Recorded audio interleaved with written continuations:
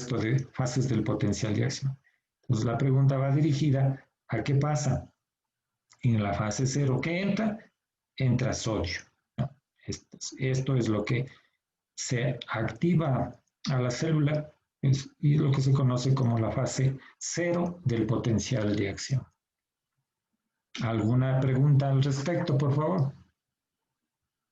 Si es que no está claro.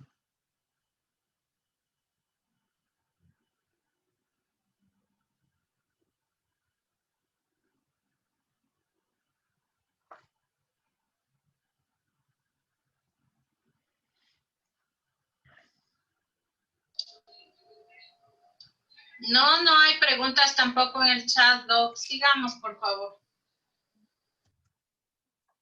La pregunta 4 dice, el eje eléctrico del corazón se encuentra entre 0 y menos 30, 0 y 90 o 30 y 60 grados. Vamos a recordar que se ha esquematizado en esta forma, ¿no? Como un círculo, estos son por las derivaciones, tenemos de 1 a 0 grados, ABF a 90 grados. Entonces se considera normal que el eje eléctrico del corazón esté como a 60 grados, es decir, entre 0 y 90 grados. En algunos textos se lee, ¿no?, que el eje eléctrico del corazón está desde menos 30 a más 120. Es probable que hayan leído así. Pero bueno, ya cuando desarrollemos el tema explicaremos por qué son estos cambios. Entonces, cuando el eje está en este cuadrante superior izquierdo, está desviado a la izquierda. Cuando el eje está en el cuadrante inferior derecho, desviado a la derecha. Cuando el eje está en el cuadrante superior derecho, está lo que se llama la desviación extrema del eje o el corazón punta atrás. Para la pregunta de hoy, entonces, decimos que el eje eléctrico del corazón se encuentra entre 0 y 90 grados. ¿Alguna inquietud tienen al respecto de esta pregunta?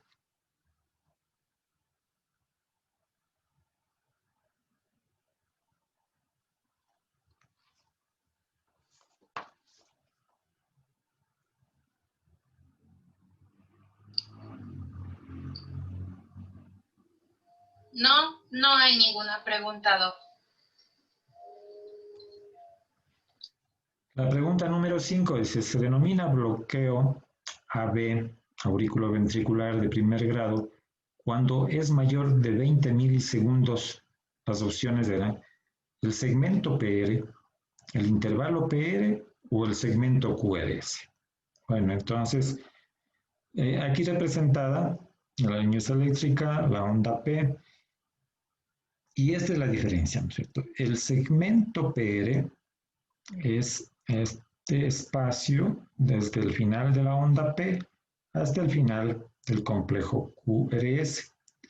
El intervalo PR, en cambio, es un tiempo que va desde el inicio de la onda P hasta el inicio del complejo QRS. Entonces recordemos que, como está explicado aquí, cada cuadradito es de 0,04 segundos, es decir, 4 milisegundos. Entonces son 1, 2, 3, 4 y máximo 5, ¿no? 5 por 4 serían 20 o 300 milisegundos. Y entonces la respuesta es el bloqueo cuando el intervalo, no cuando el segmento, ¿no? Cuando el intervalo, este espacio, sea mayor de 200 milisegundos, se llama bloqueo AB de primer grado. ¿Alguna inquietud en esta pregunta, por favor?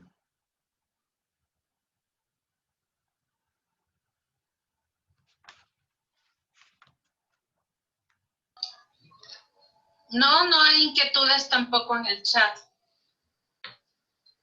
Seguimos.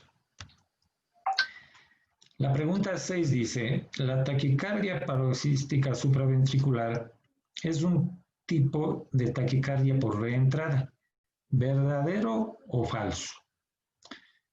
Entonces, bueno, aquí para ser esquemáticos, ¿no es cierto? Estas son las taquicardias por reentrada. Normalmente recuerden que hay este esquematizado, aquí está el nódulo sinusal, del nódulo sinusal el estímulo va al nódulo aurículo-ventricular y de este pasa pues hasta las fibras de Purkinje en los ventrículos. Entonces, el momento que llega y se ocurre la contracción, pues no hay ningún retroceso del estímulo. Pero esto, como enfermedad, entonces son esto que se llaman las reentradas. ¿Qué significa? Una vez que pasa el estímulo hacia las fibras de Purkinje, entonces regresa y se activa nuevamente el nodo y da esto que se llama la reentrada. Entonces, esto que sigue la vía por el camino usual, diríamos, se llama anterógrada. O si es que ocurre al revés, ¿no es cierto? Regresa a sí mismo por el nódulo, esta se llama la vía retrógrada. Bueno, estos ya son detalles que en realidad sirven solamente para conocimiento, saber, ¿no es cierto? Entonces, la taquicardia paroxística supraventricular es una taquicardia por reentrada. Entonces, la respuesta, mira, verdadero. ¿Alguna inquietud al respecto de esta pregunta, por favor?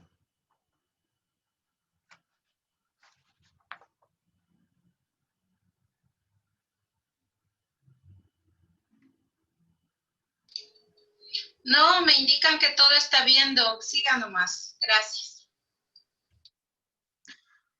La séptima pregunta dice, la torsada de Points es un tipo de taquicardia auricular polimorfa. Las opciones eran verdadero o falso. La respuesta es falso porque no es una taquicardia auricular, sino ventricular, ¿no? Recuerden, o sea, estas son imágenes del ventrículo, digamos, de URS con bloqueados y todo. Y esta es la característica, ¿no es cierto? Que las ondas van como girando, girando, girando hacia arriba, hacia abajo, hacia arriba, hacia abajo. Esta, ¿por qué esta pregunta? Y porque en relación a una próxima, ¿no es cierto? Lo del QT largo, que hemos estado pendientes en este tiempo del COVID, tanto por la medicación, entonces esto puede, el momento que se prolonga el QT, puede aparecer esta taquicardia ventricular, que se llama torsada de Points. Claro que es muy rara, pero es ventricular. Entonces la respuesta es falsa, porque no es auricular, sino ventricular. ¿Alguna inquietud al respecto, por favor?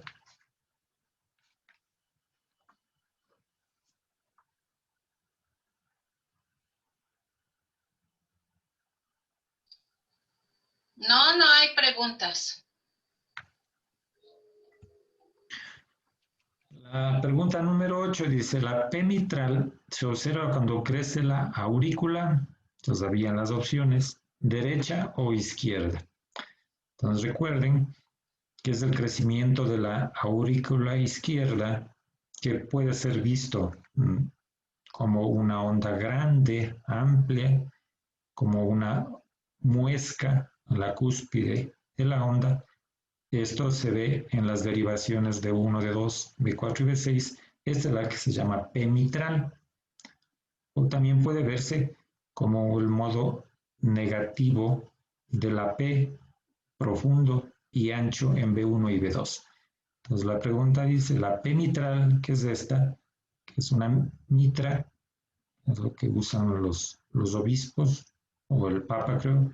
Entonces la forma aparentemente de eso se llama P mitral. Cuando crece la aurícula izquierda, recuerden también que la válvula se llama mitral.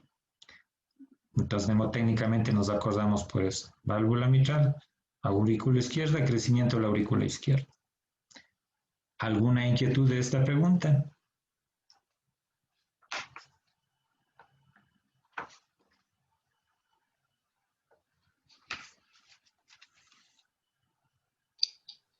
No, no tengo ninguna pregunta tampoco en el chat. La pregunta 9 dice, la P pulmonale se presenta en el crecimiento de la aurícula. Entonces, la P pulmonale corresponde, en cambio, al crecimiento de la aurícula derecha. En la derivación D2 es inmensa, miren que puede medir más de 2.5 milímetros, es decir, más 2, esto es, recuerden que en altura, esto es 1, 2, 2,5 es bastante grande.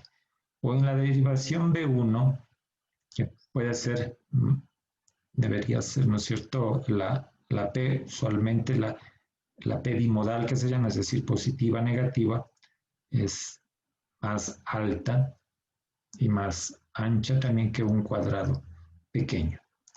Esta imagen de una P grande también se ve en la hipopotasemia, ¿no?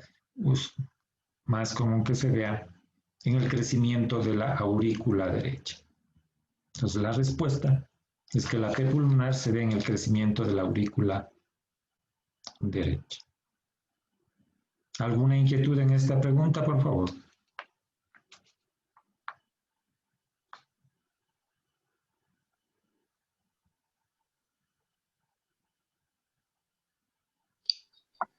Doctor, una pregunta. ¿Cómo podríamos diferenciar una P pulmonar de que sea por el agrandamiento de la aurícula derecha por una hipocalemia? ¿Cómo podríamos diferenciar si es por cuál razón es? Sí. Claro, porque, bueno, en la hipopotasemia o hipocalemia, a más de esta onda P grande, tenemos la aparición de onda U. Al final, después de la onda T, aparece la onda U. Entonces, a más de tener una P, hay la onda U luego de la T. Y ahí nos ayuda a diferenciar. La onda U no aparece en los problemas, digamos, de patología pulmonar que hacen que se agrande el ventrículo y por supuesto, la aurícula derecha. Entonces, la P grande implica agrandamiento de la aurícula derecha, pero en la hipopotasemia, a más de la onda P grande, hay onda U luego de la T. Ahí nos ayuda a diferenciar. Ya, tengo otra pregunta, Doc, que preguntan aquí en el chat. ¿Cuánto debería de estar el potasio para ver una P pulmonar? Ya, digamos, siempre hay que relacionar la clínica, ¿no es cierto? O sea, si yo tengo un paciente con patología pulmonar, un bronquítico crónico, un paciente con EPOC o con enfisema que ha causado hipertensión pulmonar, crecimiento del ventrículo derecho y luego de la aurícula derecha, entonces obviamente veo en el electro una P grande y digo, sí, es una P pulmonar.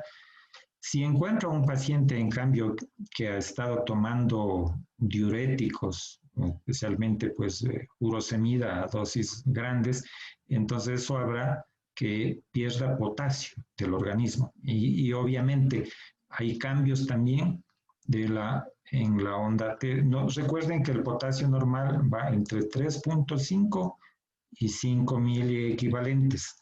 Entonces, menos de 3 empiezan a ver los cambios en el electrocardiograma, no antes. Usualmente no se ve menos de 3 miliequivalentes. No sé si tienen alguna otra duda. Inquietud?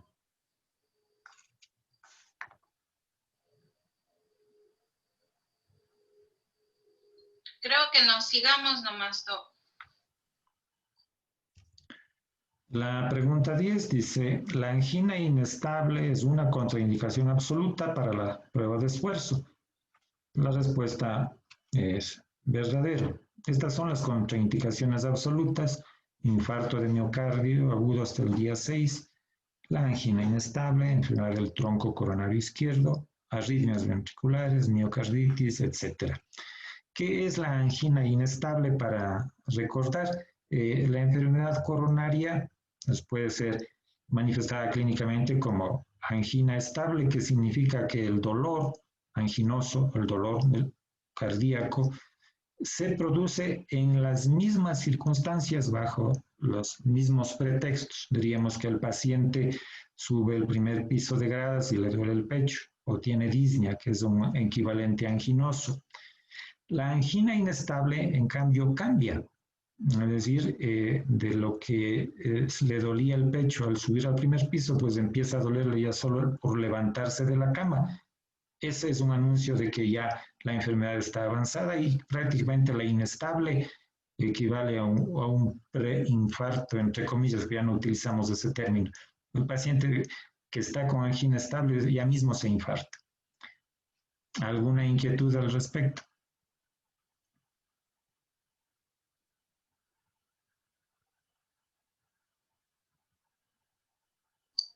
Sí, tengo aquí una pregunta que me indican. Doctor, una pregunta. ¿Cómo se realiza una prueba de esfuerzo? Bueno, tenemos en el módulo 3 o 4 una clase específica sobre pruebas de esfuerzo, pero para conocimiento de ustedes, la prueba de esfuerzo puede hacerse en una bicicleta o en una banda sin fin, el treadmill que se llama, y que está conectado el paciente con electrodos hacia un aparato de electrocardiógrafo y a un monitor de signos vitales, y se le va aumentando la fuerza, digamos, tanto en la bicicleta, en la potencia, como en el treadmill, la inclinación que tiene para que el paciente vaya haciendo cada vez más esfuerzo. Entonces aquí una de las cosas que se llama es los protocolos que hay, ¿no es cierto?, para ver, calificar. Usualmente se refiere uno a la capacidad física que tiene la persona primero. El aumento de la frecuencia cardíaca es una guía. Entonces espera que de la frecuencia cardíaca basal aumente 200 menos la edad, que es lo máximo que se puede tolerar, o de pronto se suspende cuando tiene el paciente ya alguna clínica. Entonces, pero tenemos una clase específica para dedicarnos a las pruebas de esfuerzo.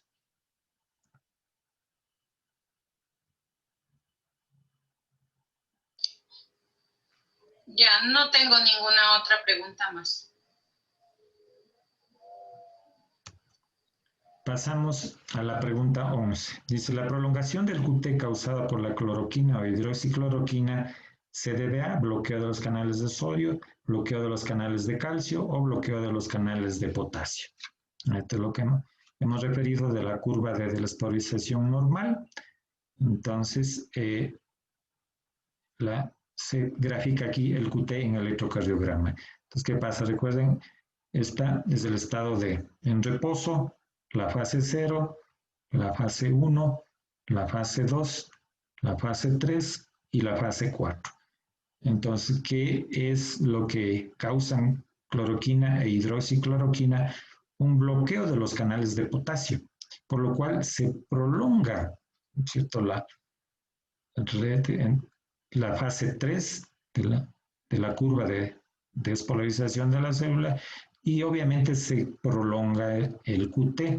Entonces, ¿y esto qué problema tiene? Porque un siguiente impulso que llegue en esta fase puede volver a excitarle al sistema eléctrico del corazón y desarrollar lo que hemos dicho, la torsada de points o torsión de puntas, ¿no? Entonces, ese es el peligro del uso, pues, de la cloroquina e hidroxicloroquina, y eventualmente que en este tiempo se estaba preconizando ya hasta como profilaxis preexposición al personal de salud.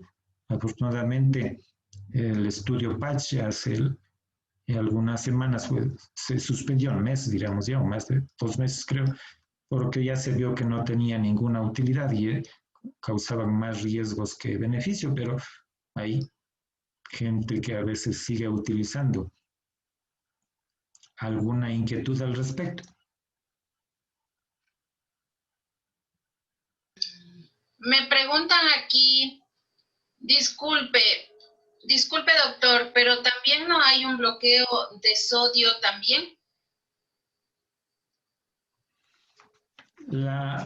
cómo funciona, ya recordamos, no sé si podemos retroceder para verle la imagen de esta, aquí, ¿no? Aquí vamos a ver, aquí vamos a entender el potencial de membrana de reposo y el potencial de acción. Fase 0, entra sodio y acá empieza a actuar el canal de potasio, ¿no es cierto? Y aquí estamos viendo, como dice, el canal, porque hay varios canales de potasio. Hay un potasio y UR, ER y el S. Entonces, el efecto de la cloroquina y la hidroxicloroquina es en este canal de potasio, ¿no? Bien. Entonces, en esta fase, normalmente recuerden que hay lo que se llama un periodo refractario absoluto. El periodo refractario absoluto significa que durante este tiempo ningún estímulo puede volver a crear otro estímulo. Y luego el periodo refractario relativo, que es este espacio para acá, en el cual puede aparecer otro estímulo y volver a causar otra despolarización. Entonces, no es el sodio, ¿no es cierto? No es de este canal, son estos otros canales de potasio los que se ven alterados por la cloroquina y la hidroxicloroquina. No sé si está explicado.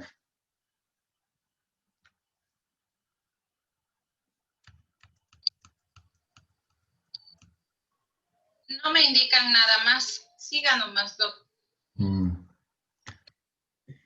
Esta es la última pregunta. Decía, después de la oclusión de una arteria coronaria ocurren secuencialmente, ¿no? Tal vez eso me faltó poner en la pregunta. ¿Ocurren qué? Decíamos isquemia, lesión, y estaba en blanco para que pongan una palabrita. Entonces siempre hay isquemia, lesión y necrosis. Aquí en el gráfico, la zona periférica es la zona de isquemia, la zona del centro, la lesión y la necrosis, porque la parte central, diríamos, donde se cierra la arteria y donde está el tejido irrigado, pues la que se muere, necrosis. La lesión, que suele ser una zona recuperable, ¿no? Recuperable, cuando se interviene, esto se recupera, y la isquemia es la zona periférica, porque usualmente como hay arterias o ramas de arterias que van por los lados, pues logran mantener esta zona y evitar que se agrande el infarto. Claro, si no se hace nada, pues la necrosis se hace más grande y va invadiendo todo este segmento. Entonces la respuesta era necrosis.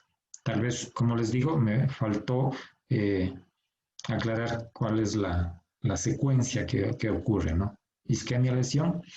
Esta ha sido una de las preguntas que he visto tal vez que no estuvo bien planteada y por eso no ha habido en la mayoría la respuesta que se creía que iban a poner que era necrosis. Por favor, disculpen por esto y ¿alguna inquietud? Sí, me están preguntando, cuando hay isquemia, ¿ya existe algún tipo de síntoma? Sí, obviamente la angina, se llama la angina empieza, ¿no? Empieza justamente por la isquemia, el dolor anginoso es de isquemia. Entonces, si un paciente llega inmediatamente de que empiece el dolor, que es raro en nuestro sistema de salud, pero podría hacerse, entonces y se hace un electro, se ve lo que se llama la onda T hiperaguda, que es una onda T hecho punta, ¿no? Como a veces se ve también en los trastornos del potasio, en la hiperpotasemia. En este caso, paciente con dolor torácico, una hora de evolución, de pronto, antes de que aparezca la lesión, aparece la isquemia. Lo que más regularmente vemos es que el paciente, pues, primero fue a hacer algún trámite, ir a ver plata y todo para ir a hacerse atender, y ya viene a las 2 horas por ahí, entonces aparece ya la lesión, elevación del segmento ST, ¿no es cierto? Y si de pronto, pues, como sucede algunas veces en el infarto silente, por A o B va a hacerse un chequeo, resulta que aparece onda Q, y ni cuenta se ha dado de que cuándo fue que se infartó. Pero en la isquemia ya, cuando hay dolor, pues ya se ve la onda T hiperaguda en los primeros minutos de la angina. ¿Alguna otra inquietud? Como complementario a esa misma pregunta, me indican, ¿y si es que existe algún cambio en el EKG? Claro, sí, aquí está revelado, ¿no es cierto? En el electro, ¿qué es lo que cambia en la isquemia? La onda T se hace, que normalmente no es tan punta, diríamos, ¿no? La onda T es un poco más aplanada la forma así, pero no tan hecho cono así o hecho punta. Ese es el cambio del electrocardiograma que aparece en la isquemia. Tengo otra pregunta. En el caso de detectar una isquemia, ¿cuál sería el tratamiento a realizar? Ya, no sé, establecemos, ¿no es cierto? El paciente tiene una angina de pecho, entonces lo que se llama el síndrome coronario agudo. Entonces, que el síndrome coronario agudo es una de las partes, diríamos, que el paciente puede evolucionar hacia el infarto agudo de miocardio. Entonces, puede ser que luego se eleve el ST, que ya implica que hay lesión, es lo común, ¿no es cierto? Entonces se llama infarto de miocardio con elevación del ST, o que el ST no se mueva. Entonces ahí se llama infarto agudo de miocardio sin elevación del ST. Así es como se divide ahora la presentación del infarto, con elevación del ST o sin elevación del ST. Entonces, el momento que ocurre esto, pues ya hay que, o sea, como médicos y que esté yo en una periferia, en un sitio de atención primaria, pues ojalá tengan, ¿no es cierto?, a mi mano que necesitamos. Antiguamente usábamos la mnemotecnia mona que decíamos morfina, oxígeno, nitratos y aspirina. Bueno, eso se ha cambiado, ¿no es cierto? También por la falta de disposición de morfina, casi no tenemos, pero podemos usar un analgésico, el que sea, el que tengamos a la mano, oxígeno si es que tuviéramos en buena hora, nitratos difícil que tengamos y por lo menos la aspirina. Entonces ahora la indicación es aspirina, clopidogrel, heparina de bajo peso molecular, estatinas y etcétera, etcétera, ya de inicio nomás, antes de que el paciente vaya a complicarse. Entonces sí podemos hacer, por lo menos tener aspirina a la mano, que ya haremos mucho con eso. ¿Alguna otra inquietud? Tengo aquí otra pregunta. ¿Los cambios en el EKG, en cuál derivación se pueden ver mejor? Ya están pasadas. Sí, en el caso del infarto, del síndrome coronario, en las derivaciones precordiales que decíamos, ¿cierto? Es decir, en las derivaciones de B1 a B6. Entonces, digamos que poniendo aquí B1, B2, B3, B4, B5 y B6. B1, B2 ven los infartos que se llaman del septo, que es el tabique que divide los ventrículos. Eso ve B1 y B2. B3 y B4 ven la cara anterior y B5 y B6 ven la cara lateral alta del corazón. Entonces, en general vemos los cambios isquémicos de B1 a B6.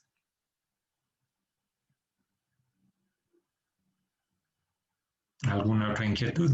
Sí, tengo otra pregunta. Por favor, en la patología cardíaca con perfil lipídico normal, ¿es necesario incluir estatinas? Si el paciente está con angina, sí. O sea, los protocolos nos dicen eso, ¿no es cierto? No tengo que esperar a ver el problema de la coronaria es que, digamos, en la angina la arteria coronaria ya está con una placa, sí, con ateroma. El momento en que se desprende un pedazo de ese ateroma, pues ahí es lo que ocurre el infarto. Y obviamente el tener lípidos normales no a nadie le quita que se pueda infartar. Entonces, hasta no saber, o sea, si se va a infartar, cómo va a evolucionar el protocolo inicial, entonces es aspirina, el clopidogrel, heparina de bajo peso molecular, estatinas, un IECA, un beta bloqueador de acuerdo a la condición y el estado del paciente de inicio.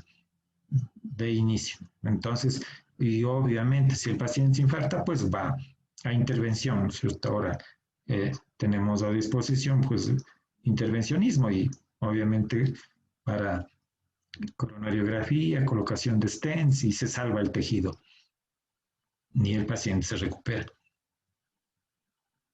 ¿Alguna otra inquietud?